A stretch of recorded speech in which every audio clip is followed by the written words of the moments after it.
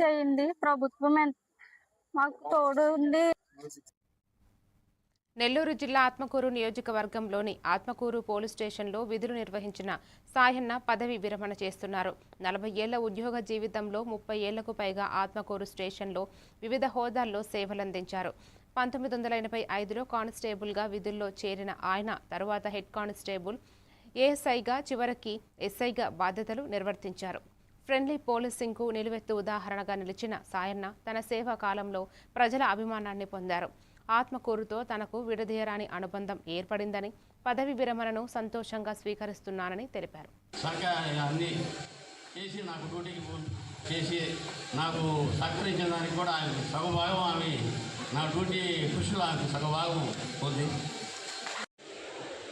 ఈరోజు నేను ఒక మంచి రోజుగా ఇది నాకు జీవితంలో మంచి రోజుగా నేను అనుకుంటున్నాను. మిమ్మల్ని అందరినీ ఏదైనా చూసి భగవంతుడు నాకు ఈ ఉద్యోగం ఇచ్చి సమాజ సేవ చేయడానికి, నాకు మంచి గౌరవం తగ్గడానికి, ప్రజలకు సేవ చేయడానికి పోలీస్ డిపార్ట్మెంట్లో చేరి నాకు ఒక సేవ చేసుకునే దానికి ఒక మంచి అవకాశం కల్పించాడని నేను గౌరవంగా ఫీల్ అవుతూ ఉన్నాను.